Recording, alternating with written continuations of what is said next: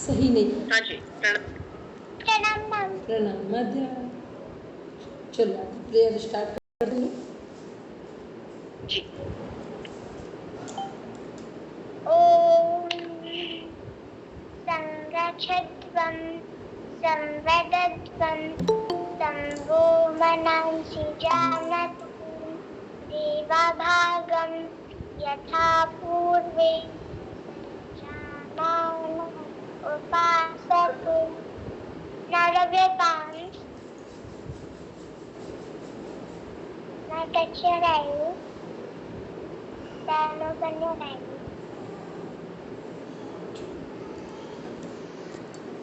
कल हमने जो प्रदीपिका बताया था पढ़ा था सभी ने पढ़ा? चलिए सभी लोग अपनी बुक ओपन करेंगे।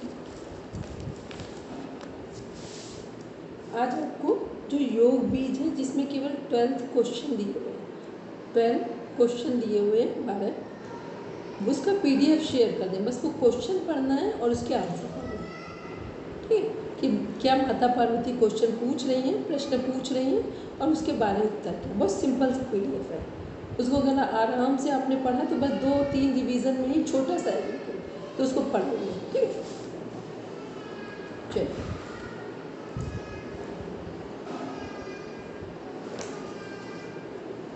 सेकंड चैप्टर ओपन करेंगे।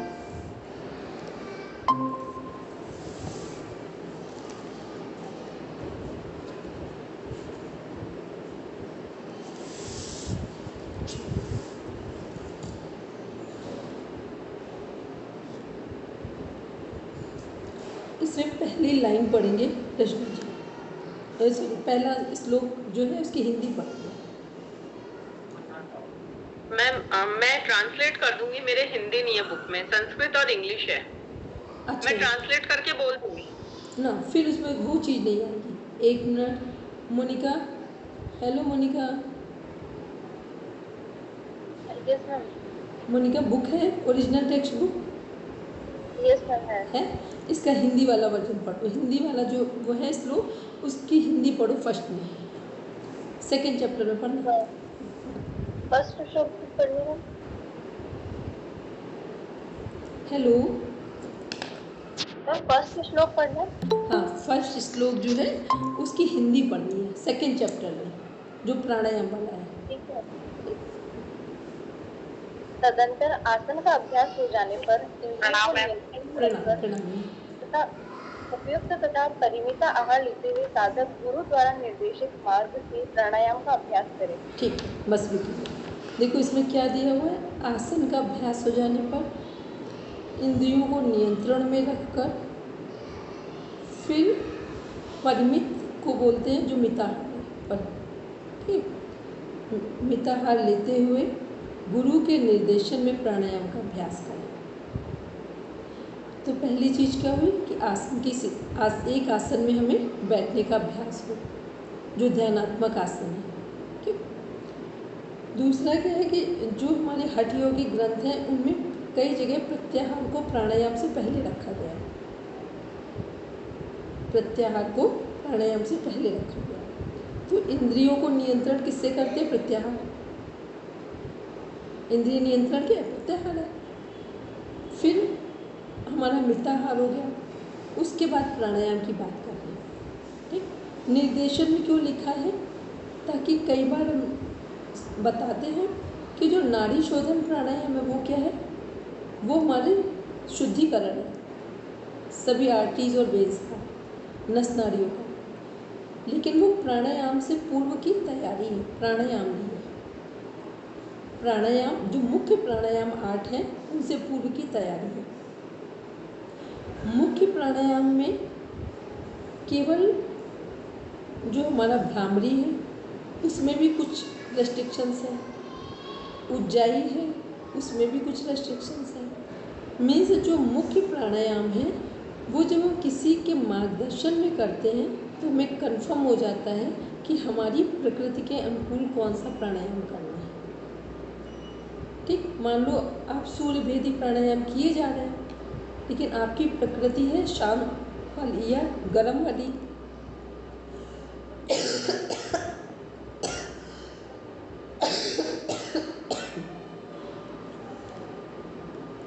तो सूर्यवेदी प्राणायाम क्या है, हाई बीपी के लोगों को नहीं करना है, पित्त प्रकृति वालों को नहीं करना है, ठीक। तो और किस मौसम में नहीं करना है, तो जब किसी के मार्गदर्शन में करेंगे, पढ़ना अलग चीज़ है, उसको अपनाना अपने जीवन में, वो किसी के मार्गदर्शन में करेंगे तो सही रहेगा। ऐसे ही जो नीचे के प्राणायाम हैं, कौन कौन से लास्ट के 2 प्राणायाम हैं हठ दीपिका में, मूर्छा और प्लावनी, ठीक। तो मूर्छा और प्लावनी क्या है हमारे, कि सामान्य साधक को करने ही नहीं है। किसको करने हैं, जो पूरी तरीके से हठ योग के रास्ते पर है, मार्ग पर है।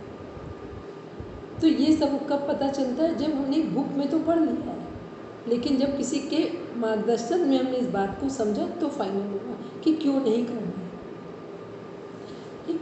तो इसलिए जो मुख्य प्राणायाम है 8 है हमारे, उनको गुरु के निर्देशन में करने की बात की जा रही है। सेकेंड नंबर जो प्राणायाम है उसका संस्कृत भी पढ़ेंगे और हिंदी भी पढ़ेंगे। अभी पढ़ेंगे मोनिका। प्रणाम हेमलता मैम। ठीक है, ठीक। मोनिका पढ़ेंगे, मीना, अच्छा मोनिका पढ़ोगे। चले वाते चलम चित्तम निश्चले निश्चलम भवेत् योगी स्थाणु मापनोति ततो वायु निरोधी। वायु के चलायमान होने पर चित्त भी चंचल होता है और वायु के निश्चल हो जाने पर चित्त भी स्थिर हो जाता है और तब योगी स्थिरता को प्राप्त होता है। अतः प्राणायाम का अभ्यास करें। ठीक है, तो प्राणायाम हमारे चित्त और मन को कैसे प्रभावित कर रहा है, ये सेकंड श्लोक में देख रहे हैं। अब देखेंगे इसमें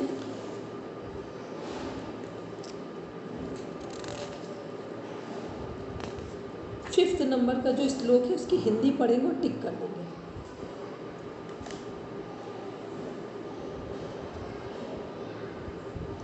मैम 6 नंबर है 5 नंबर? Fifth number 5। मलों से व्याप्त सभी नाड़ियां जब निर्मल हो जाती है तभी साधक समुचित रूप से प्राण वायु को नियंत्रित करने में समर्थ हो पाता है। ठीक है, तो मलों से व्याप्त सभी नाड़ियां जब निर्मल हो जाती हैं तभी साधक समुचित रूप से प्राणवायु को नियंत्रित करने में समर्थ हो पाता है। तो इसीलिए नाड़ी शोधन प्राणायाम का अभ्यास सभी साधकों को पहले करना चाहिए। अब इसी में देख रहे हैं हम लोग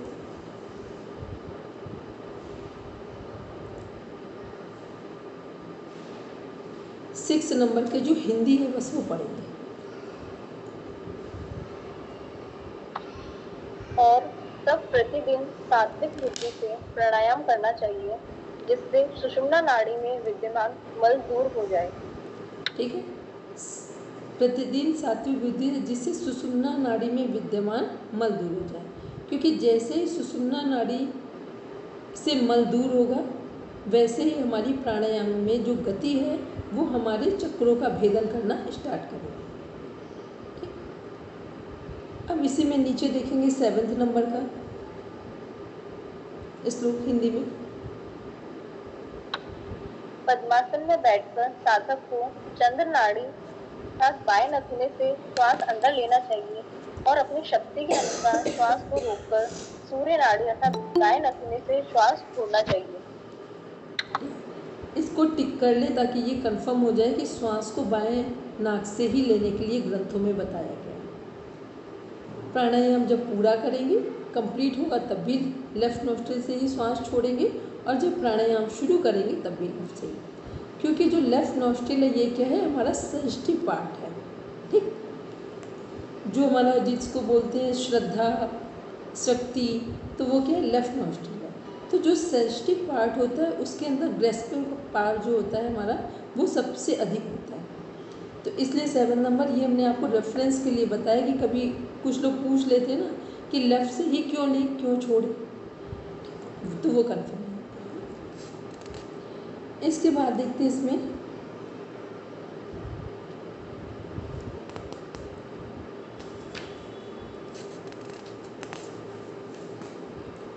13 नंबर का सूत्र दे वो श्लोक लिखेंगे।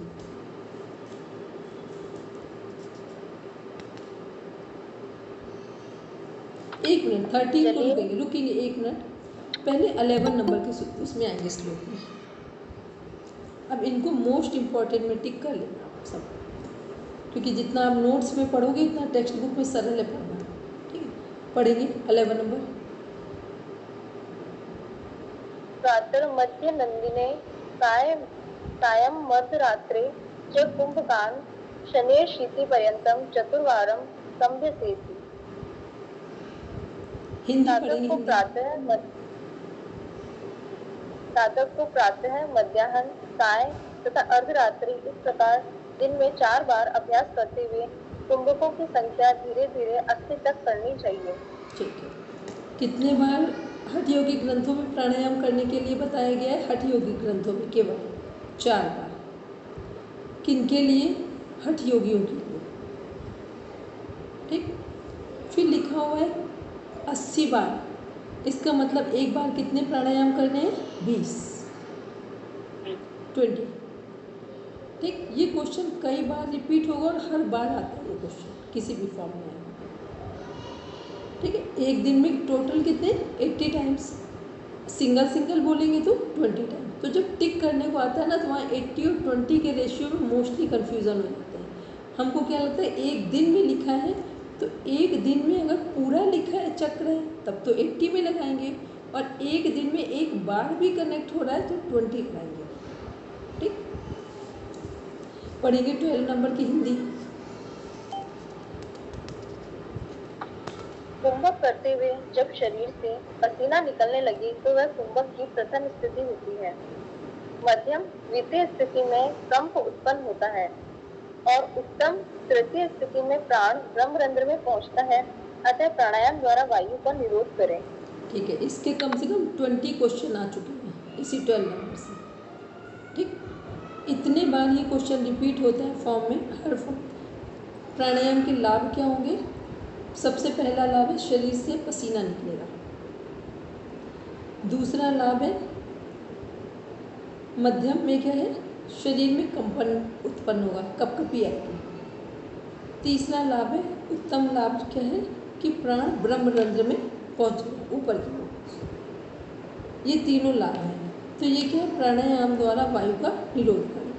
अब इसको देखेंगे, जो 11 नंबर है, 12 नंबर है, मेन जो नंबर, ये की नोट्स में प्रॉपर नोट कर लेने जाना है। ठीक है,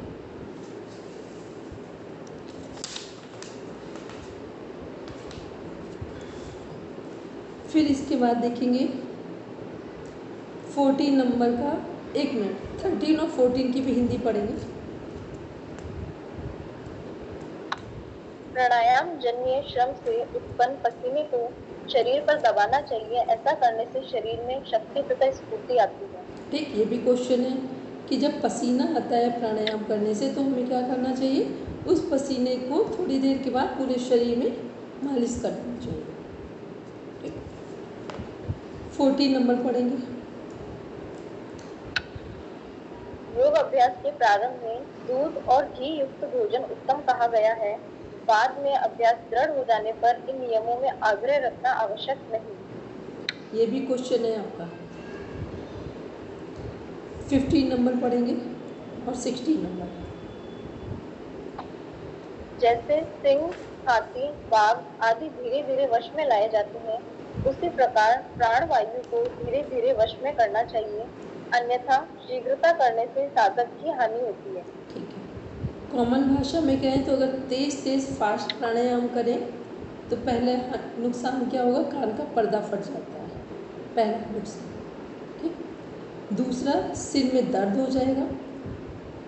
अब योग की भाषा में देखें कि जो लोग दूध और घी कुछ भी नहीं ले रहे हैं और देर तक प्राणायाम का अभ्यास करते हैं तो उनके सिर पर खुश्की चढ़ जाती है। खुश्की का मीन्स होता है उनका माइंड इम्बैलेंस हो जाता है। ठीक, इसलिए हम लोग तो थोड़ी देर करते हैं, लेकिन फिर भी हम बोलते हैं सबसे कि अपनी सोने से पहले कोई भी ऑयल, घी कुछ भी नाक में जरूर डालें ताकि सूखापन ना रहे। ठीक, पढ़ेंगे 16 नंबर का प्राणायाम। उचित रीति से प्राणायाम का अभ्यास करने से सभी रोगों का नाश होता है, किंतु प्राणायाम के गलत अभ्यास से सभी रोगों की उत्पत्ति होती है। यही श्लोक पंचम अध्याय को कनेक्ट करता है। इसको पंचम अध्याय के साथ इस नंबर को कनेक्ट कर देंगे। हमने आपको ये बताया था कि पंचम अध्याय में क्या किया गया है, तो पंचम अध्याय में यही श्लोक कनेक्ट किया गया है कि उचित रीति से प्राणायाम का अभ्यास करने से सभी रोगों का नाश होता है, किंतु प्राणायाम के गलत अभ्यास से सभी रोगों की उत्पत्ति होती है। 17 नंबर पढ़ेंगे।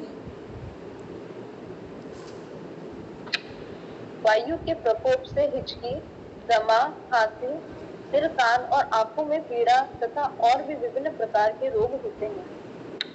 ठीक है, तो ये क्या वायु के प्रकोप से, तो वायु का प्रकोप यहाँ पर क्या है कि जब शरीर में जिनके वो वात जो दोष है उसकी प्रधानता हो जाती है, वात दोष की प्रधानता हो जाएगी तो क्या होगा कि वायु संबंधी जब रोग होंगे तो हिचकी आना शुरू होगी। वात का संबंध हमारे किस ऑर्गन से है बॉडी के? हार्ट से। Very good. वात का संबंध हमारे हार्ट से है, तो जितने हार्ट अटैक आते हैं हार्ट से संबंधित प्रॉब्लम से किससे कनेक्टेड है?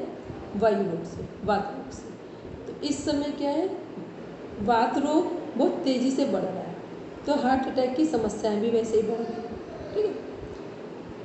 दमा, खांसी, सिर, कान और आंखों में पीड़ा तथा और भी विभिन्न प्रकार के रोग होते हैं। तो वात रोग बढ़ता है तो क्या होगा, दमा भी उसी में कनेक्ट हो जाएगा, खांसी भी कई बार बढ़ जाती है। सिर और कान क्यों है? क्योंकि वात रोग जब ऊपर की ओर बढ़ता है तो हार्ट पे लगेगा कि हार्ट अटैक आने वाला है, सिर पे लगेगा कि सिर फट जाएगा। ठीक, कान के पर्दे से ऐसा लगता है कि एक तरह से आग निकल रही है, या तो लग रहा शून्यपन आ रहा है, या तो लगता है कान वर्किंग में नहीं है। ये तब होता है जब वात रोग अधिक बढ़ जाता है और ऊपर की ओर बढ़ रहा होता है। तो ये जो हम लोग प्राणायाम करेंगे वो किसके लिए करेंगे? वात रोग को ठीक करने के लिए। लेकिन अगर हमने ढंग से प्राणायाम नहीं किया तो इसी तरह के रोग उत्पन्न हो जाएंगे। ठीक, ये वही 16 से कनेक्टेड है।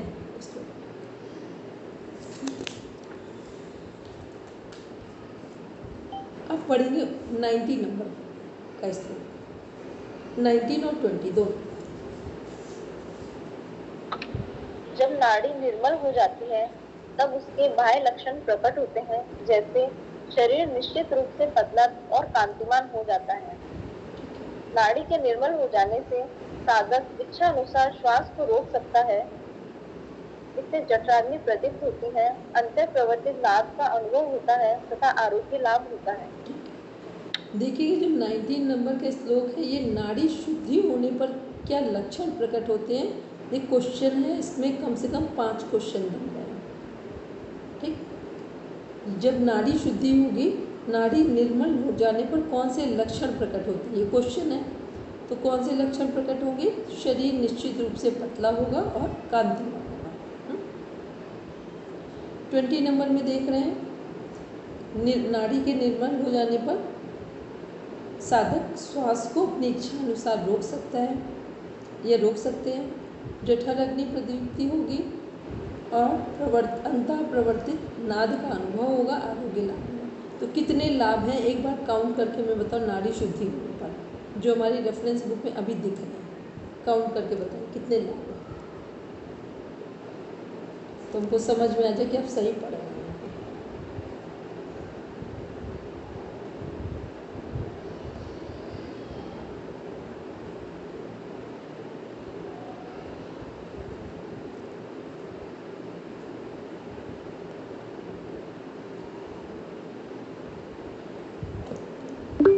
हम बोलेंगे पर एक तो शरीर से पसीना आएगा। अभी हमने जो 19 और 20 में हमने क्वेश्चन किया है, नाड़ी निर्मल होने पर, नाड़ियाँ निर्मल होंगी। तो दी जब हम प्राणायाम करेंगे तो नाड़ी निर्मल तो होगी ना। वो ये भी नाड़ी शोधन प्राणायाम की बात हो रही है यहाँ पर, मुख्य प्राणायाम की बात नहीं हो रही है। इसीलिए हमने इसको पढ़ा। अच्छा। ठीक है, अभी मुख्य प्राणायाम तो तो अभी शुरू होंगे बाद में। 2 के 19 और 20 में नाड़ी शोधन प्राणायाम की बात है। ओके। प्राणायाम से तो पूर्व फिर तैयारी क्या है? नाड़ी शोधन प्राणायाम ही तो है। हम्म, ठीक है। तो एक तो शरीर पतला होगा, कांति कांतिमान होगा, और उसके बाद में जठर अग्नि प्रज्वलित होगी, अंतः नाद का अनुभव होगा और आरोग्य लाभ भी होगा। कितने लाभ हो गए टोटल? 5। बोलेंगे रचना जी, बोलेंगे? है। एक मिनट। मैम श्वास पे नियंत्रण होगा ना, कंट्रोल कर 6 सकेगा हो गए, ब्रीथ। 6। ठीक, इसको की नोट्स में जाकर बिल्कुल प्रॉपर लिखेंगे। एक भी बुक के कॉन्सेप्ट को हठ योग में समझ में आ गया तो फिर प्राणायाम, ये सारे क्वेश्चन आपके हठ प्रदीपिका, घेरन संहिता, हठ रत्न सबकी सही हो जाएंगे, क्योंकि प्राणायाम से संबंधित बात हो रही है तो कुछ चीज़ें 50% कॉमन है सभी में। ठीक है, फिर पढ़ेंगे 21 नंबर का श्लोक, 22 नंबर, 23 पढ़ेंगे अपन 21, 2, 3 तीनों पढ़ेंगे, हिंदी पढ़ेंगे बस। स्थूलता और कफ जिसे अधिक हो उसे पहले 6 शोधन क्रियाएं करनी चाहिए, किंतु जिनमें त्रिदोषों यानी वात, पित्त, कफ की समानता हो उन्हें इन क्रियाओं के अभ्यास करने की विशेष आवश्यकता नहीं है। तो ये हमें कैसे पता चलेगा कि समानता है या नहीं है?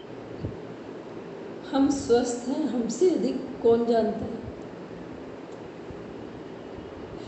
हमारा स्वास्थ्य कितना अच्छा है, मानसिक स्थिति कैसी है, हमसे बेहतर दुनिया में कौन जानता है? ठीक। पर दीदी जब स्टडी नहीं किए हुए थे तो पता ही नहीं चलता ना कि हमारे शरीर की प्रकृति भी होती है, वात भी है या पित्त है। अभी भी हम पूछते रहते हैं कि हमारे शरीर की प्रकृति क्या है।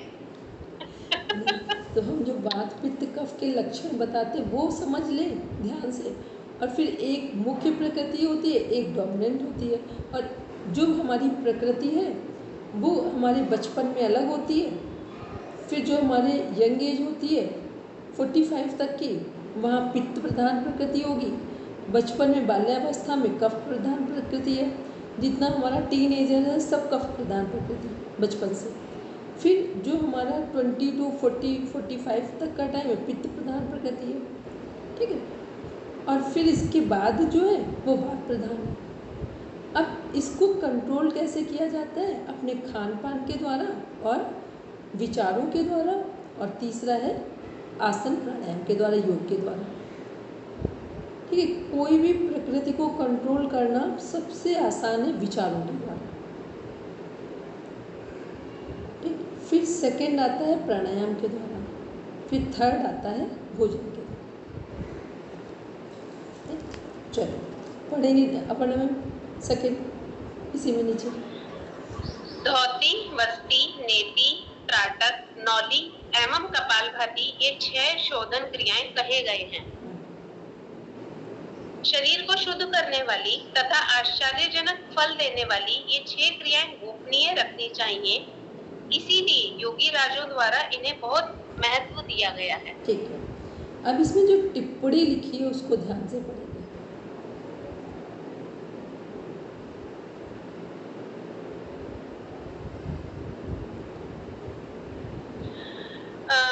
ऊपर के 22वें श्लोक में गजकरणी का अलग से समावेश नहीं किया गया है, क्योंकि गजकरणी भी एक प्रकार की धोती ही है।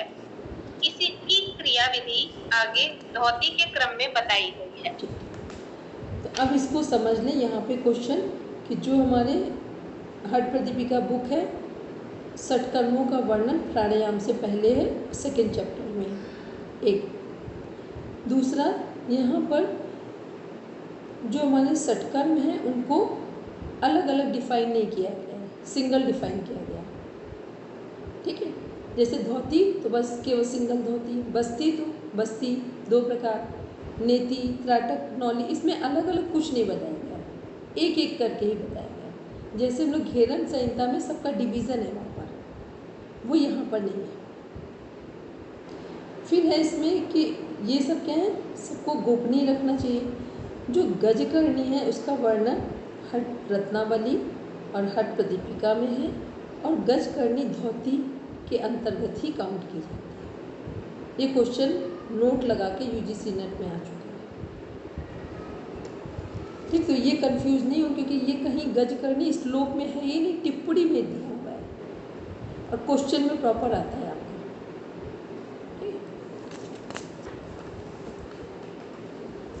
आप देखेंगे एक बार 24 नंबर की हिंदी पढ़ेंगे, 24 और 5 की पढ़ेंगे। 4 अंगुल चौड़ा 15 हाथ लंबा कपड़ा जल में भिगोकर गुरु के निर्देश के अनुसार धीरे धीरे निकलना चाहिए, पुनः इसे धीरे धीरे बाहर निकालना चाहिए। इसे धौती क्रिया कहते हैं। धौती क्रिया के फलस्वरूप खांसी, दमा, तिल्ली, कुष्ठ तथा अन्य 20 प्रकार के कफ संबंधी रोग निस्संदेह नष्ट हो जाते हैं। ठीक है, इसमें जितने वर्ड्स लिखे हुए हैं सभी क्वेश्चन के आंसर हैं। ठीक, यदि पेपर सॉल्व किया होगा तो सारे क्वेश्चन मिल चुके हैं, नहीं किया है तो करेंगे तो मिल जाएंगे। तो पहले तो ऊपर वाले में देख लेना कितने, ये सभी का जितनी रेफरेंस बुक्स हैं हठ योग में सबका कॉन्सेप्ट एक है कि 4 अंगुल चौड़ा कपड़ा होगा, किसका? धोती का, 15 हाथ लंबा और जल में भिगोकर निकलना है। लाभ क्या होगा इससे? धोती की जैसे खांसी, दमा, तिल्ली, कुष्ठ और अन्य 20 प्रकार के कफ संबंधी रोग नष्ट होते हैं। कफ से संबंधित कितने रोग होते हैं? वात से 80 है, 20, हाँ, पित्त से 40 है और कफ से 20 है। तो सभी प्रकार के कफ दोषों को दूर करता है धौती क्रिया। अब देखते हैं, एक बार गजकर्णी को भी पढ़ लेते हैं ताकि कोई डाउट ना बचे। पढ़ेंगे 26 नंबर। इसमें तिल्ली क्या होगा? स्प्लीन जो बढ़ जाती है ना प्लिया, स्प्लीन, स्प्लीन, SPLEE। हाँ, तो वो बढ़ जाती है। स्प्लीन बढ़ जाती है और स्प्लीन से ही व्यक्ति की एनर्जी का लेवल देखा जाता है। जितना एक्यूप्रेशर, एक्यूपंक्चर ये सब है उसमें स्प्लीन से ही आपकी एनर्जी चेक की जाती है, क्योंकि स्प्लीन किसका पार्ट है? इम्यून सिस्टम का। स्प्लीन किसका पार्ट है? इम्यून सिस्टम का। और एग्जिस्ट कहाँ पर है? डाइजेस्टिव सिस्टम में। जब हमने पढ़ा है हमेशा ध्यान से इस बात को पढ़ाया है। ठीक है, चलिए। और कुष्ठ रोग में सिम्टम्स क्या होते हैं? कुष्ठ का होता है ना कि अंग कट कट के गिरने लगते हैं, अंग कट कट के गिरने लगते हैं, पहले सड़ते हैं फिर गिरते हैं। और कई बार कुष्ठ रोग होता है जैसे किसी के वाइट स्पॉट आ रहे हैं, ये सब आ रहे हैं, तो ये सब किसके कारण है? कि शरीर में जो गंदगी जमा है उसके कारण है। ठीक है, तो जैसे ही कफ संबंधित पूरी सफाई हो गई तो क्या होगा कि खांसी, दमा, तिल्ली ये सब एक साथ, तो कुष्ठ रोग भी उसी में हटता है। ठीक है, कुष्ठ रोग का संबंध कफ दोष से संबंधित है। ठीक है, पढ़ेंगे 26 नंबर। 26 क्रमशः नाड़ी समूहों पर नियंत्रण पाकर साधक गण अपान वायु को ऊपर उठाकर कंठ नली में लाकर उदर स्थित पदार्थों, अन्न, जल आदि का वमन करते हैं। हठ योग के जानकार इसे गजकरणी कहते हैं। क्लियर हो गया? कुंजल, वमन, व्याघ्र क्रिया और गजकरणी सब लगभग पर्यायवाची है, क्योंकि अब ये दोबारा फिर हो सकता है रिवीजन में हो जाए, लेकिन अभी इसको सीरियस मोड पे समझ लेंगे। जो की नोट्स जहाँ बनाए लिख लीजिए। कुंजल, वमन, गजकर्णी और व्याघ्र क्रिया ये सब क्या है? लगभग पर्यायवाची है। अब इसमें से जो कुंजल है उसको ध्यान में रखना है, वो खाली पेट किया जाता है।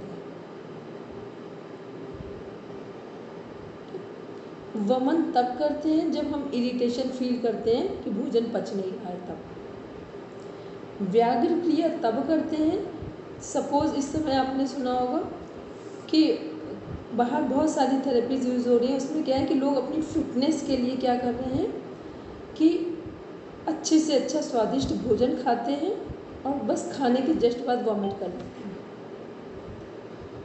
ताकि स्वाद भी मिल गया और हमारा फिजिक भी अच्छा है। ठीक है, देव संस्कृति विश्वविद्यालय में हमारी फ्रेंड है झारखंड से, उसने PhD इसी पर की थी कि लोग अपनी फिटनेस के लिए क्या क्या कर रहे हैं। ठीक है, तो ये व्याघ्र क्रिया में कनेक्ट होगा, थोड़ा सा पार्ट इसका। और गजकरणी सेम ही है। ठीक, लेकिन ये सब है भोजन के बाद। कुंजल खाली पेट है। और कुंजल और वमन में सिर्फ पानी पीकर करते हैं ना? पानी तो सब में पिएंगे, पानी सब में पीना है। अच्छा, बिना पानी के तो पित्त बाहर ही नहीं आएगा। ओके। ठीक है, यानी आपने खाना भी खाया, स्वादिष्ट भोजन किया और पानी पिया और फिर उसको निकाला। तो इससे क्या होगा कि आपने मान लो बहुत हैवी डाइट ली, बहुत सारे लोग नॉनवेज ले गए, बहुत अच्छा लगता है, लेकिन नॉनवेज हमारी बॉडी के लिए हार्मफुल है, तो ले भी लिया उसको बाहर भी कर दिया। तो इसका मतलब तो ये आत्मसंतुष्टि हो गई कि हमने स्वाद भी ले लिया जीभ का और फिर उसे बाहर भी निकाल दिया। ये आत्मसंतुष्टि नहीं हुई, शरीर की संतुष्टि हुई, शरीर की, आत्मसंतुष्टि नहीं है ये। मतलब आपने अपने जीभ को कंट्रोल नहीं किया, तो आपको लगा कि नहीं नहीं खा लो, स्वादिष्ट भोजन है। मैं तो सोचती थी दीदी बनाने वाले का सोचो बेचारे ने बनाया भी और तुमने खा के ये शरीर की संतुष्टि। व्याघ्र क्रिया जानवर भी ज्यादा करते हैं ना? हाँ, व्याघ्र क्रिया जानवर भी करते हैं। ठीक है, व्याघ्र नाम ही हमारा सिंह से जुड़ा हुआ है। ठीक है, लेकिन जानवरों का क्या है कि उनकी कंडीशन दूसरी होती है। वो अगर थोड़ा सा भी समझते हैं तो व्याघ्र क्रिया भी कर लेंगे और उसके बाद वो खाना भी नहीं खाएंगे। कोई भी जानवर अगर उसका पेट थोड़ा सा भी डिस्टर्ब हो जाए, अमृत भी सामने रख दो, सिर डालेगा वो। एक मनुष्य एक ऐसा प्राणी है जिसका सभी को नहीं, लेकिन बहुत मोस्टली तो है कि खाने के लिए डाइवर्ट हो जाएगा। ठीक है, चलिए अब देखते हैं नेक्स्ट बस्ती को देख लेते हैं। 27 नंबर। नाभि पर्यंत जल में स्थित हो, गुदा में एक नली डालकर उत्कट आसन करते हुए साधक गुदा का संकोचन करे और अंदर के भाग को धोए। इसे बस्ती क्रिया कहते हैं। ठीक है, तो ये सभी में हो गया जो बस्ती क्रिया कर रहे हैं, जल बस्ती, चाहे वो गेरम संहिता का हो, चाहे वो हठ रत्नावली का हो। ठीक है, प्रोसेस एक ही है सभी के। उत्कट आसन सबको पता है, चेयर पोज। ठीक है, टिप्पणी देख लेंगे इसकी एक बार। आधुनिक एनीमा की प्रक्रिया में आधारा कुंचन की आवश्यकता नहीं होती। आधार अकुंचन आधार आकुंचन की आवश्यकता नहीं होती तथा गुरुत्वाकर्षण की शक्ति को प्रयोग में लाया जाता है। उत्कट आसन की विस्तृत जानकारी के लिए देखें योगकोश 1991 कैवल्यधाम लोनावला। ठीक है, इसका बेनिफिट देखेंगे 28 नंबर। बस्ती क्रिया के अभ्यास के फलस्वरूप वायुगोला, तिल्ली, जलोदर तथा वात पित्त कफ जन्य सभी दोष नष्ट हो जाते हैं। 29 नंबर। जलोदर में पेट में जल इकट्ठा हो जाता है, जलोदर। अभी उसके बारे में बताइए, पूरा सही नहीं है। 29 पढ़ेंगे 29 फिर बताएंगे। जल बस्ती क्रिया का अभ्यास त्रिदोषों को पूर्णतः नष्ट करता है। धातु, इंद्रिय तथा अंतःकरण की प्रसन्नता होती है। जठर अग्नि प्रदीप्त होती है तथा यह शरीर में कांति लाता है। पहले तो देख ले जो हमारा जो 6 हमारे क्या है षटकर्म है, उसमें से जो बस्ती है वो त्रिदोष नाशक है, इसलिए इसको स्पेसिफिक सर्कल बना के टिक कर दिया। ठीक, जो जो हमारे आसन, प्राणायाम, मुद्रा, बंध क्रियाएं त्रिदोष नाशक होते हैं उनको अलग सर्कल बनाकर लिख देंगे जाकर, क्योंकि सभी त्रिदोष नाशक नहीं होते हैं। कोई ना कोई एक वात पित्त कफ तीनों में से एक को कंट्रोल करते, कभी 2 को। जब कोई तीनों को कंट्रोल करे तो इसका मतलब है वो महत्वपूर्ण पार्ट है। अब इसमें से देख रहे थे, फिर वही आ गया हमारा वायुगोला, तिल्ली, जलोदर, वात पित्त कफ। जलोदर वही हो गया जो अपर्णा मैम कह रही थी लेकिन जो जलोदर है इसके कारण कुछ और चीज़ें भी हमारी बॉडी में दिखाई देती है, बॉडी में स्वेलिंग दिखाई देती है। ठीक, और इसी की समस्या से कई बार ऐसा सुनते हैं, अभी पूरा हमने इसके बारे में कभी रिसर्च नहीं की है। जो हाथी पाँव सुना है, किसी किसी का पैर एकदम अजीब सा स्वेलिंग होती चली, उसका कोई ट्रीटमेंट नहीं है। अगर स्टार्टिंग में नहीं किया तो फिर कोई ट्रीटमेंट नहीं है। ठीक है,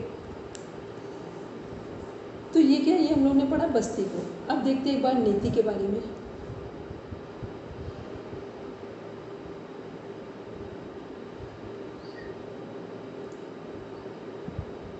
पढ़ेंगे फटाफट।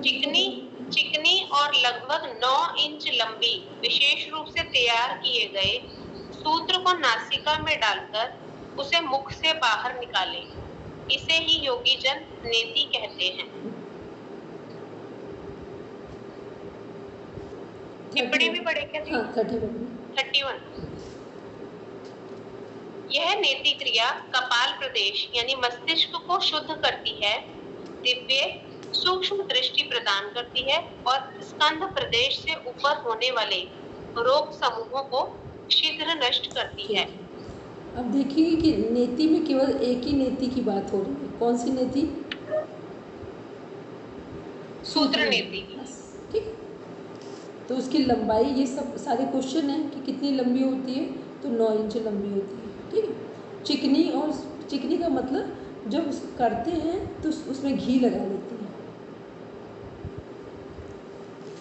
लाभ क्या है, वो भी कपाल प्रदेश को शुद्ध करती है, दिव्य सूक्ष्म दृष्टि प्रदान करती है, स्कंद प्रदेश से ऊपर होने वाले रोग समूहों को शीघ्र नष्ट करती है। त्राटक फटाफट पढ़ते जाएंगे जल्दी जल्दी से, फटाफट एक बार।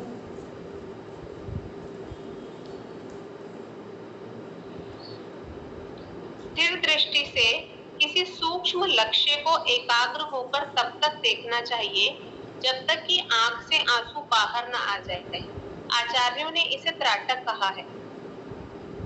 त्राटक नेत्र रोगों को दूर करता है तथा तंद्रा आदि योग मार्ग में बाधक तत्व को नहीं आने देता। अतः इस त्राटक को सोने की पेटी के समान महत्व देकर इसकी रक्षा करनी चाहिए। ठीक है, सोने की पेटी के समान एक क्वेश्चन का आंसर। दूसरा, नेत्र रोगों को दूर करता है, और तीसरा, तंद्रा को आने नहीं देता। तंद्रा मीन्स जब हम लोग साधना करते हैं तो नींद नहीं आएगी, लेकिन ऐसा लगता है नींद जैसे सिम्टम आते हैं। ठीक, फिर आते हैं नौनी, पढ़ेगी।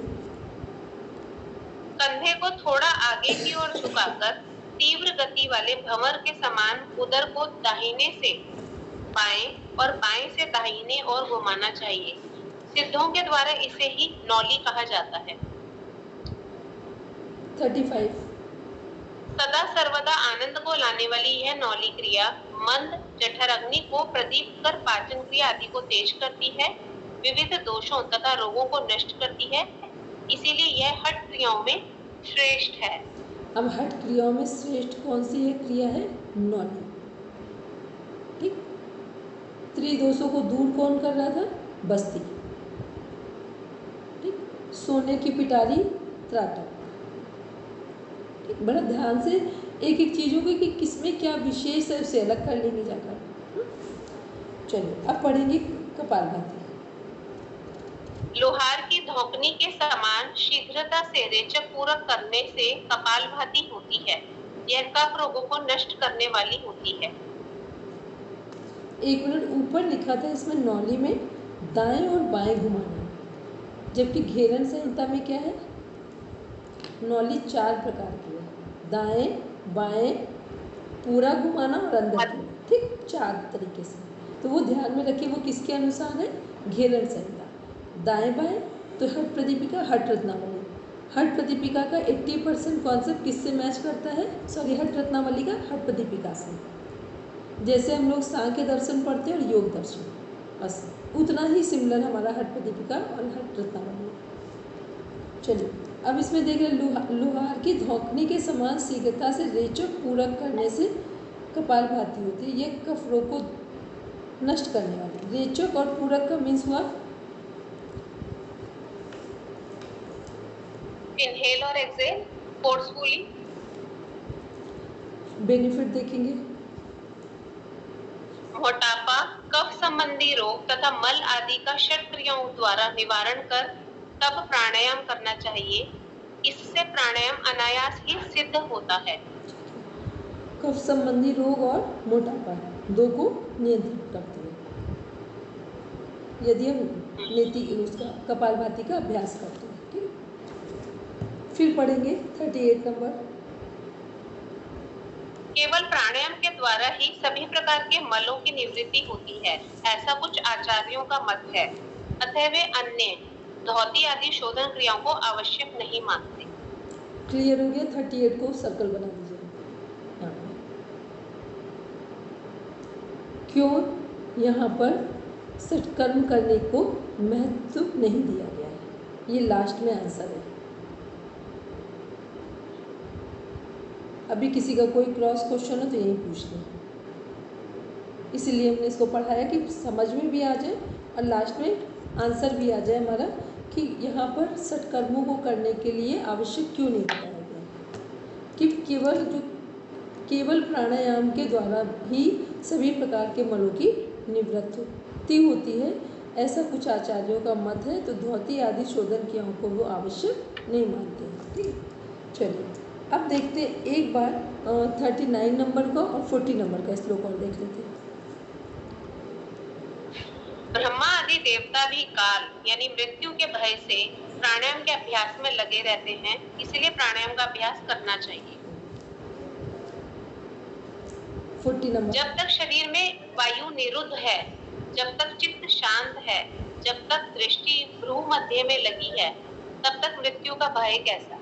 ठीक है, तो ये प्राणायाम अगर यदि हम ठीक ढंग से कर रहे हैं तो ये हमें लाभ दिखाई दे रहा है। ठीक है, कि वायु निरुद्ध है, चित्त शांत है, दृष्टि भूमध्य में लगी है, तो फिर मृत्यु का भय कैसा। 41 नंबर पढ़ेंगे। विधि पूर्वक प्राणायाम के अभ्यास से नाड़ी समूहों के भली प्रकार निर्मल हो जाने पर वायु सुषुम्ना नाड़ी के मुख का भेदन कर उसमें सुख पूर्वक प्रविष्ट होता है। 42 पढ़ेंगे, इसको अंडरलाइन करेंगे 42 को। वायु यानी प्राण का सुषुम्ना में प्रवेश होने पर मन में स्थिरता उत्पन्न होती है। मन का भली प्रकार स्थिर हो जाना उसे ही मनोन्मनी अवस्था कहते हैं। ठीक है, मनोन्मनी अवस्था क्या हुआ? मन का ऊपर उठ जाना।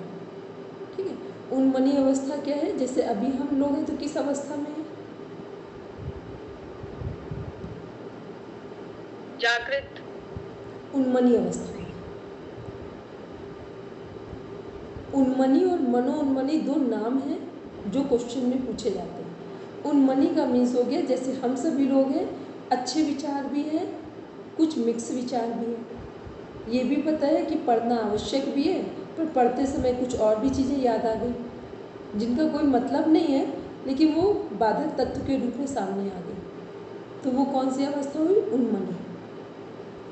मनोन्मनी का मीन्स हुआ प्राणायाम के द्वारा मन स्थिर हो गया और श्रेष्ठ विचार ही हमारे पास है जो लक्ष्य को की तरफ ले जाते हैं। बस वो अवस्था कौन सी है? मनोन्मनी। क्योंकि प्राणायाम से क्या हुआ? चित्त स्थिर हुआ है, तो चित्त की स्थिरता किसको दिखा रही है? माइंड की पीसनेस को। चलिए फिर अब एक क्वेश्चन और पूछा जाता है, जो हठ दीपिका बुक है, कौन सा श्लोक है जिसमें सभी हमारे वो है प्राणायाम के नाम दिए गए? 44।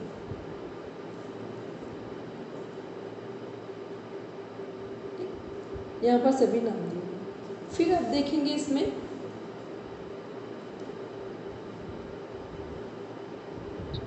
(46) नंबर पढ़ेंगे पहले, या पहले 45 देखते फिर 46 देखेंगे।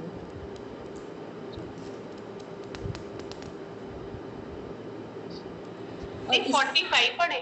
हाँ 45। पूरक के अंत में जालंधर नामक बंद करना चाहिए और कुंभक के अंत तथा रेचक के आरंभ में उद्यान बंद करना चाहिए। अब सब लोग अपनी अपनी पहले लाइन पढ़ के आंख बंद कर लें और फिर हमको समझाएं कि इसमें क्या लिखा है।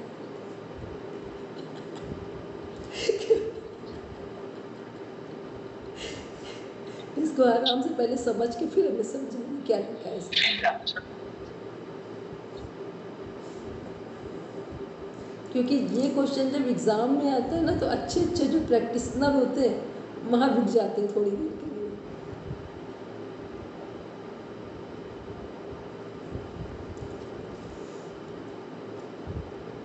इसी का नाम नेट और जेआरएफ का एग्ज़ाम है। बताइए इसका अर्थ क्या? इनहेल करने के बाद जब कुंभक करेंगे तो जालंधर बंद लगा के करना है, और जैसे ही वो जालंधर बंद रिलीज हुआ तब उड्डीयान, एक्सेल करने पे उड्डीयान लगाना है। अपर्णा मैम बोलेंगे। जब इनहेल करेंगे और ब्रेथ को होल्ड करेंगे तो जालंधर बंद लगाएंगे, यानी अंतः कुंभक में जालंधर बंद लगाएंगे, और जब बाह्य कुंभक करेंगे एक्सेल करके कुंभक लगाएंगे तो उड्डीयान बंद लगाएंगे। उड्डीयान बंद जो है नाभि वाला जो है एक्सेलेशन के बाद ही होगा, बाह्य कुंभक नहीं होगा। ठीक है, इसमें जो लिखी है उसको ध्यान दें कि पूरक के अंत में, इसको अंडरलाइन करने है ऊपर।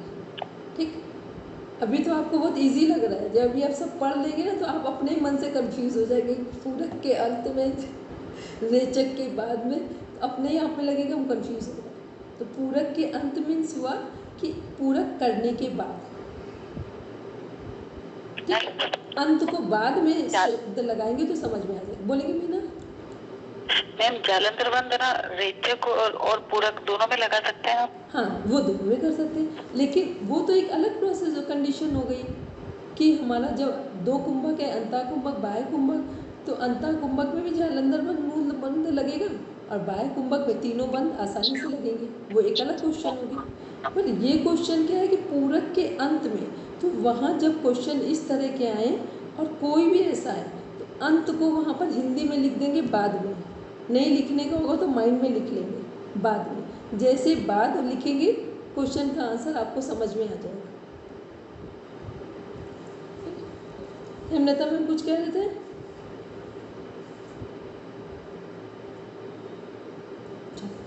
जी, मैंने तो ये लिखा कि अंतः कुंभक में आप जालंधर बंद लगाओगे और बाह्य कुंभक में उड्डीयान बंद लगाओगे। ये नहीं, ये आपको अपनी भाषा में इजी लग रहा है, वहाँ क्वेश्चन समझना है। ठीक, ये क्वेश्चन क्योंकि बहुत बार पढ़ाया ना, तो अब इसमें जब भी सॉल्व करेंगे पेपर तो कई बार आ चुका है क्वेश्चन। ठीक, तो पूरक के अंत का मतलब पूरक के बाद जालंधर बंद, ठीक है, और फिर रेचक के बाद उड्डीयान बंद। तो अंत को हटाकर बाद कर देंगे तो फिर आपको एकदम क्लियर रहेगा कि रेचक का मतलब श्वास छोड़ने के बाद, पूरक का मतलब श्वास लेने के बाद। चलिए अब आते हैं, हम लोग देखते हैं अब वो अब एक काम करेंगे अपर्णा में, जो ये हमारे 8 प्राणायाम है इनका जो बेनिफिट है उसको फास्ट पढ़ेंगे। ठीक है, बस एक रिवीजन के लिए पूरा पढ़ेंगे ताकि ये कंप्लीट हो जाए, ये सभी में फिर कनेक्ट हो जाएगा प्राणायाम। तो दीदी कहाँ से पढ़ना शुरू करूँ? 46 सूर्य भेदन, ये 48 नंबर से। 48, ओके। योगाभ्यासी कोई भी सुखदायक आसन बिछाकर उस पर आसन लगाकर दाहिने नथुने से बाहरी वायु को धीरे धीरे अंदर खींचकर उसे जब तक हो सके अधिकाधिक निरोध करे, यानी श्वास को रोके, और फिर बाएं नथुने से धीरे धीरे श्वास को छोड़े। यह अभ्यास मस्तक प्रदेश को शुद्ध करता है, वात संबंधी रोगों को नष्ट करता है, उदर में उत्पन्न कृमि दोषों को दूर करता है। अतः यह सूर्य भेदन नाम का उत्तम अभ्यास पुनः पुनः करना चाहिए। ठीक है, एकमात्र कृमि दोषों को केवल सूर्यभेदी प्राणायाम के द्वारा ही दूर किया जाता है, जो कि हठ प्रदीपिका में मेंशन है और हठ रत्नावली में। नीचे पढ़ेंगे। मुख को बंद करके कर दोनों नथुनों से वायु को कुछ आवाज के साथ धीरे धीरे इस प्रकार लेना चाहिए जिससे कंठ में से लेकर हृदय प्रदेश तक इसके स्पर्श का अनुभव हो। उज्जयी प्राणायाम के लिए पहले सूर्य भेदन के समान कुंभक करते हुए फिर श्वास को ईड़ा यानी बाएं नथुने से निकाल देना चाहिए। इससे कफजन्य कंठ दोष दूर होते हैं तथा जठर अग्नि प्रदीप्त होती है। यह उज्जयी नामक कुंभक नाड़ी, जलोदर तथा धातु संबंधी दोषों को नष्ट करने वाला है। अतः इसका अभ्यास उठते बैठते सदा सर्वदा करना चाहिए। तो सदा सर्वदा कौन सा प्राणायाम किया जा सकता है? उज्जयी प्राणायाम। उज्जयी पढ़ेंगे आगे। शीतकारी, मुख से शीतकारी सीसी की आवाज करते हुए पूरक करना चाहिए और रेचक केवल नासिका से ही करनी चाहिए। इस प्रकार से अभ्यास करते हुए साधक दूसरा कामदेव जैसा हो जाता है। शीतकारी का मुख्य लाभ क्या है? कामदेव जैसे। क्वेश्चन का आंसर कामदेव से। ठीक है, आगे पढ़ेंगे। यह योगिनी समूहों का द्वारा प्रशंसित होता है, विश्व की सृष्टि और संहार करने में सक्षम होता है और कभी भी भूख प्यास निद्रा या सुस्ती का अनुभव नहीं करता। अब एक काम, जिनका हाई बीपी नहीं है वो सभी लोग एग्जाम से पहले शीतकारी प्राणायाम या जो कागी मुद्रा है, कागी मुद्रा पता है ना, आप पढ़ने बैठे उससे पहले 10 बार करके बैठे।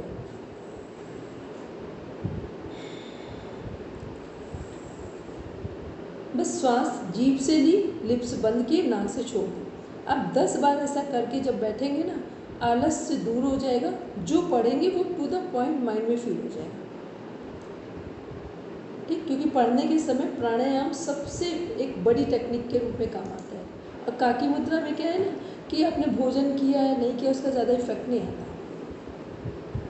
और आलस से नहीं आएगा, माइंड बिल्कुल शांत रहेगा। लड़ाई करने का मन होगा तो सब एग्जाम के बाद करेंगे, पहले नहीं करेंगे।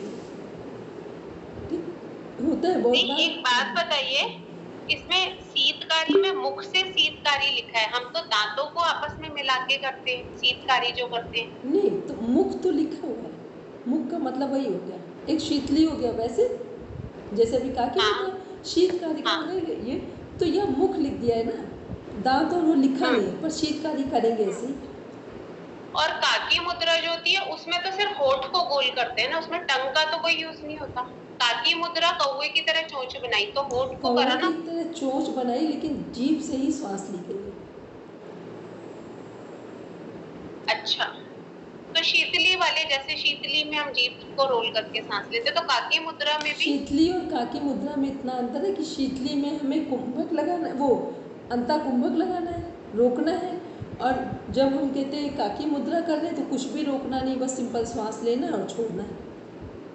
ठीक, मुद्रा और प्राणायाम में यही अंतर है कि वहाँ कहीं पर भी श्वास को होल्ड नहीं करना है। और प्राणायाम जो मुख्य प्राणायाम है सभी में श्वास को होल्ड करना है। ठीक, पहली चीज़। फिर काकी मुद्रा जो है उसका एक आंसर है जो क्वेश्चन में आता है कि काकी मुद्रा से विष भी वमन हो जाता है, मतलब जो विष भी है वो भी हमारे शरीर से बाहर निकल जाता है। क्यों निकल जाता है? क्योंकि पूरे विश्व में एक ही प्रजाति जो कौवा है वो निरोगी रहता है पूरे जीवन। कौवे के कोई पर काट दे वो अलग है, पर कौवे को पूरे जीवन में कोई रोग नहीं होता है, क्योंकि वो सांस कहाँ से लेता है पूरा 24/7। जब भी रात में भी, ऐसे तो रात में करते नहीं है, कभी कोई समस्या होती तब वो लोग चिल्लाते हैं, तो वो श्वास ऐसे लेते हैं। इस कारण से कौवा पूरे विश्व में एक निरोगी प्राणी है। तो जब हम लोग काकी मुद्रा करते हैं तो आप जब करेंगे तो उसके ये बेनिफिट्स मिलते हैं। लेकिन करते कब? गर्मी में करें जब आपको बहुत गुस्सा आ रही हो, कोई डिसीज़न ना समझ में आ रहा हो, जैसे ही आप करेंगे तुरंत कंट्रोल में आ जाएंगे। ठीक, बोलेंगे मीना? मैम ये हाई ब्लड प्रेशर वाले भी कर सकते हैं? हाई बीपी वालों को तो जिनको प्राणायाम करने की प्रैक्टिस नहीं होती ना, वो लोग भी इसका अभ्यास करें, बहुत आसानी से कर सकते हैं। चलो, तो इसलिए हमने इसको भी यही कनेक्ट कर दिया कि अलग की बजाय एक ही साथ समझ लीजिए। पढ़ेंगे और दीदी लो बीपी वाले कर सकते हैं? लो वाले नहीं करें, वो ना करें। ठीक है, वो ठीक है। 56 पढ़े। एक मिनट फिर देखेंगे जो 55 नंबर है, क्या लिखा हुआ है इसमें? सृष्टि और संहार करने में सक्षम होता है। कुछ ऐसे बेनिफिट्स हैं जो बड़ा माइंड में रखने होंगे आपको कि कितना यूजफुल है शीतकारी प्राणायाम।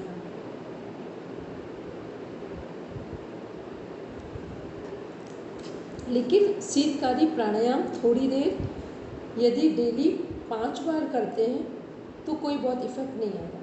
5 बार जो लोग भी शीतकारी प्राणायाम करेंगे उनको पूरे जीवन में दांतों की समस्या नहीं आएगी किसी भी तरह की।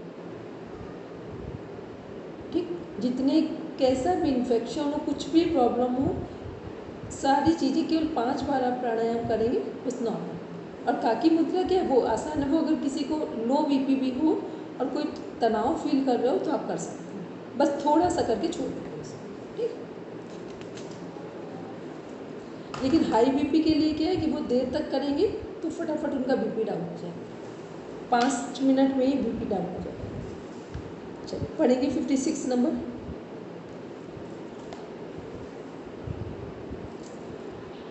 इस प्रकार अभ्यास करते हुए निस्संदेह साधक अपने शरीर पर पूर्ण नियंत्रण पा लेता है।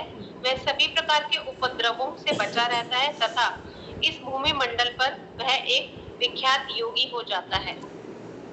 शीतली प्राणायाम जीव को दोनों ओर मोड़कर परनाले की तरह विशेष स्थिति में लाकर फिर उसके द्वारा वायु अंदर खींचकर पहले की तरह कुंभक का अभ्यास करना चाहिए। पश्चात बुद्धिमान साधक को धीरे धीरे नासिका छिद्रों द्वारा वायु का सेचन करना चाहिए। यह शीतली नामक कुंभक वायु गोला, तिल्ली, ज्वर, पित्त, भूख, प्यास आदि सभी प्रकार के रोगों तथा विष के प्रभाव को भी नष्ट करता है। सबके भस्त्रिका ध्यान में रखेंगे, पढ़ेंगे दोनों एड़ी को दोनों जंघाओं पर अच्छी तरह स्थापित करना चाहिए। यह सभी प्रकार के पापों को नष्ट करने वाला पद्मासन होता है। भली प्रकार पद्मासन लगाकर बुद्धिमान साधक गर्दन और उदर शरीर सीधा रखें, मुख को बंद कर यत्न पूर्वक वायु को थोड़ी आवाज के साथ नाक द्वारा छोड़ें, जिससे वायु स्पर्श का अनुभव हृदय, कंठ और कपाल पर्यंत हो।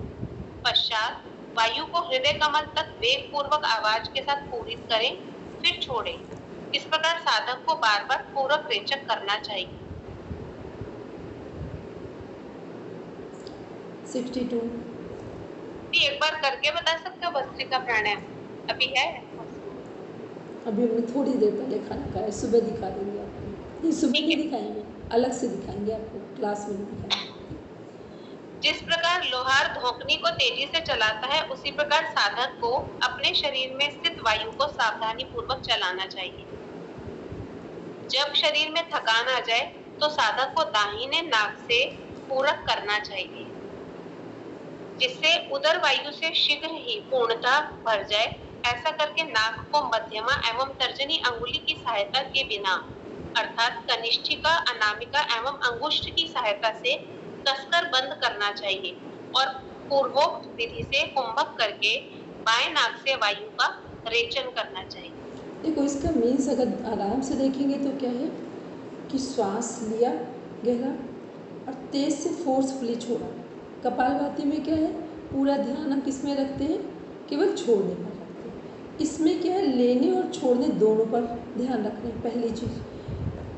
अब इसके और जो हमारा वो है घेरन संहिता, दोनों में बस एक पॉइंट नोट करेंगे, बाकी चीज़ें सब सिमिलर है।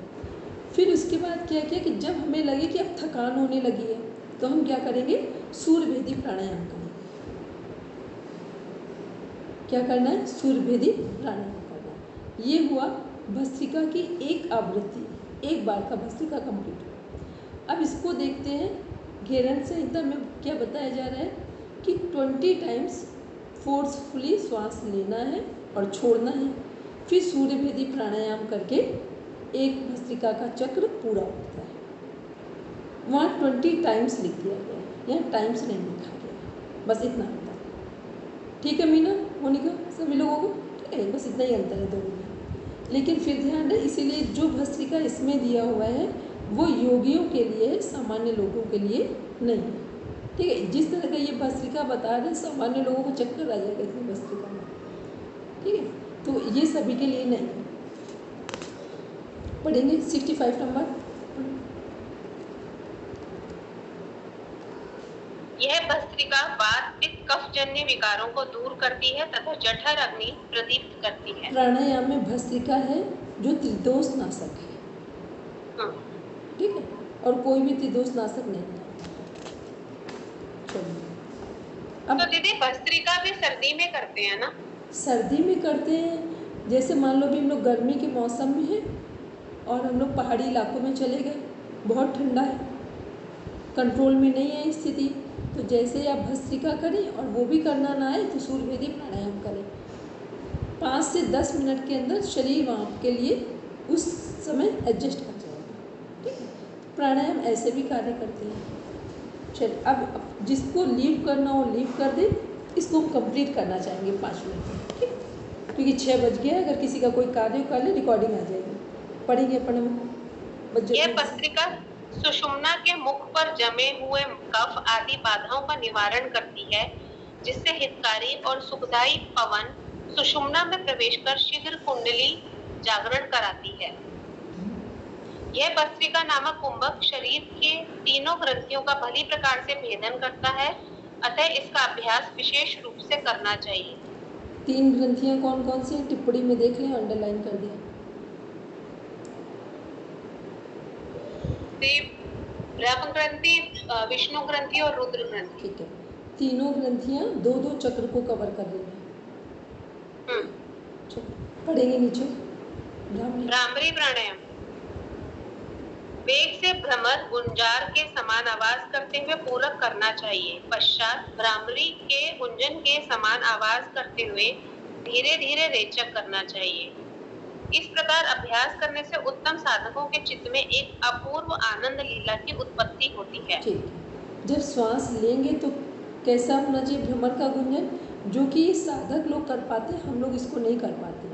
हम लोग छोड़ते समय तो कर लेते हैं, पर लेते समय नहीं कर पाते। पर क्वेश्चन का पार्ट है, क्योंकि रेफरेंस बुक है, तो क्वेश्चन जब पूछा जाएगा तो उसमें नर और मादा भी पूछ लिया जाता है। ठीक है, तो नर तो भ्रमर हो गया, मादा हो गया भ्रामरी, तो जो जब लेंगे तो भ्रमर का गुंजन होगा। ठीक है, और जब छोड़ेंगे तो वही क्या है, जो भ्रमर है यहाँ पर, तो भ्रमरी का गुंजन हो गया, मादा का गुंजन हो गया। तो जो हम लोग करते हैं श्वास लेकर श्वास छोड़ते समय गुंजन, तो किसका होता है? भ्रमरी का गुंजन होगा। ठीक, और जब श्वास लेके जो हठ योगी साधक करते हैं वो भ्रमर का गुंजन करते हैं। तो क्वेश्चन में ध्यान रखना है, मुझे नए क्वेश्चन आ चुका है। चलिए आगे देखेंगे। मूर्छा पूरक कर लेने के बाद अति दृढ़ता पूर्वक जालंधर बंध लगाकर धीरे धीरे वायु का रेचन करें। यह मूर्छना नामक कुंभक मनोमूर्छा लाने वाली तथा सुख देने वाली है।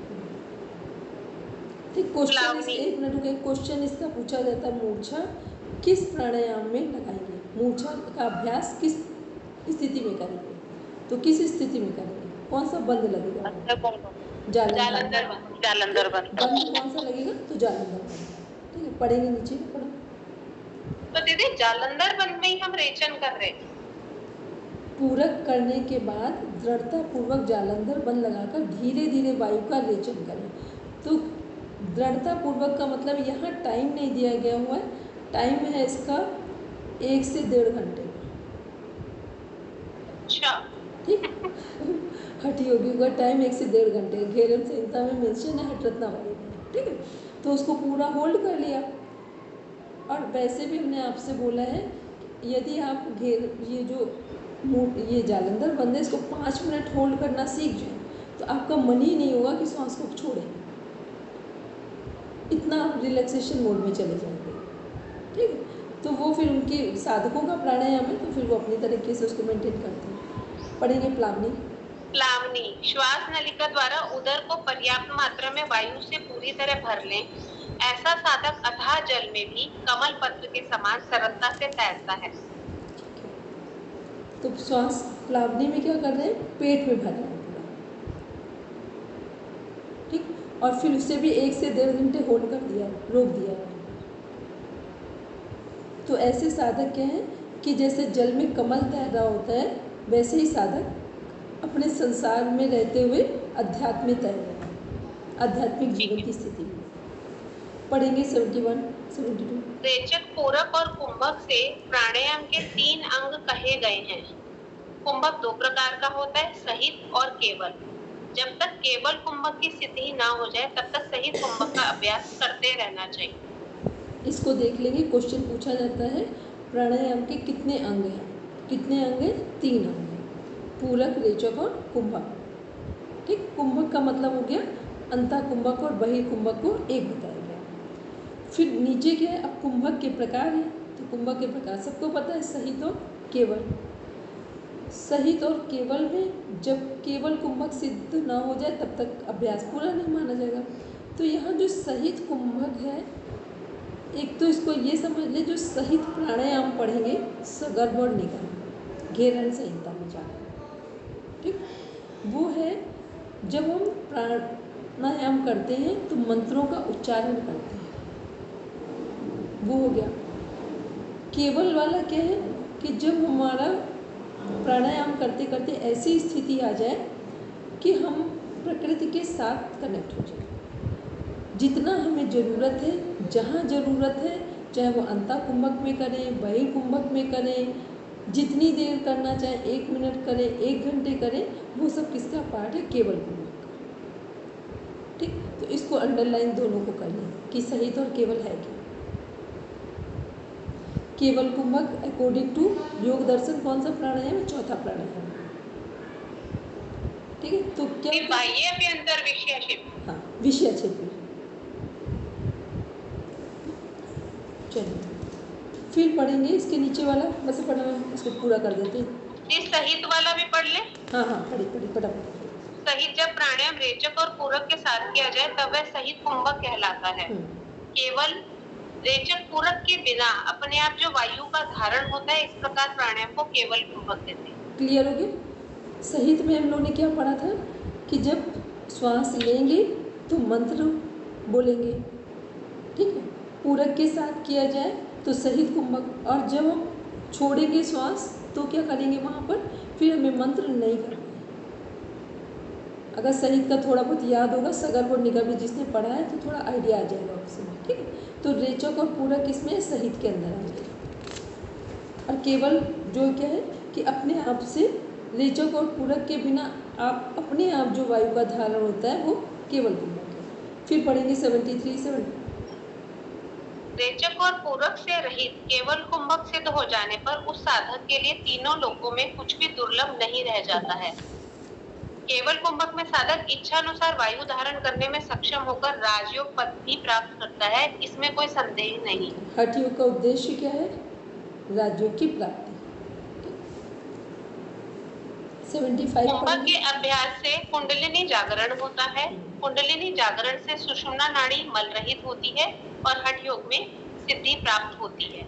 अब ये क्या है? ये प्राणायाम के लाभ हैं। वहाँ पढ़ा था नाड़ी शुद्धि के लाभ, नाड़ी शोधन से होने के, नाड़ी शोधन करने पर नाड़ी की शुद्धि के क्या लाभ थे। अब ये है प्राणायाम के लाभ। कौन कौन से लाभ हैं? कुंडलिनी जागरण, हठ योग में सिद्धि, सुषुम्ना मल रहित और हठ योग में सिद्धि। सिद्धि। फिर 76 पढ़ेंगे। हठ योग के बिना राजयोग और राजयोग के बिना हठ योग की सिद्धि नहीं हो सकती। अतः निष्पत्ति अर्थात राजयोग की अवस्था प्राप्त होने तक इन दोनों का अभ्यास करते रहना चाहिए। 77। कुंभक द्वारा प्राणवायु को रोक लेने पर चित्त को आश्रय रहित कर लेना चाहिए। इस प्रकार अभ्यास करने से राजयोग पद की प्राप्ति होती है। 78 पढ़ेंगे, बस लास्ट। शरीर में हल्कापन, मुख पर प्रसन्नता, स्वर में सौष्ठव, नयनों में तेजस्विता, रोग का अभाव, बिंदु यानी आज्ञा चक्र से स्रावित होने वाला एक प्रकार का स्राव पर नियंत्रण, जठर अग्नि की प्रतीति तथा नाड़ियों की विशुद्धता, ये सब हठ सिद्धि के लक्षण हैं। इसको की नोट्स में हठ सिद्धि के लक्षण लिखे गए। ये अलग है कि हठ सिद्धि के लक्षण पूछे जाते हैं, तो हठ सिद्धि के लक्षण में कौन कौन से लक्षण आते हैं, ठीक। कुछ भी ना याद रहे तो कम से कम जो ऑप्शन होंगे उनको ध्यान से पढ़ेंगे। यदि लगे कि वो यूज़फुल हैं, हम इतने दिनों से खुद हम लोग प्राणायाम कर रहे हैं तो हमें क्या लाभ हुआ, तो कॉमन सेंस से भी कई चीज़ें ठीक हो जाती हैं, ठीक है। क्योंकि सब कुछ आप कितना भी पढ़ लें फिर भी वहाँ सब कुछ पढ़ा हुआ नहीं आएगा, ठीक, और एज इट इज़ तो बिल्कुल नहीं आएगा, ठीक। चलिए अब सब करेंगे शांति पाठ।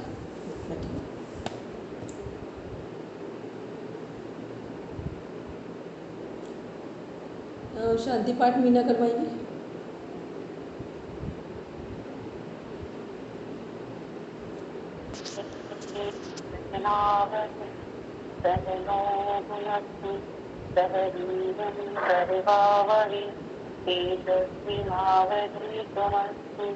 विशावहे। ओम शांति शांति शांति। पंख को रख कर फेस पे लगाएं, कोमलता से अपनी आंखें बंद करें।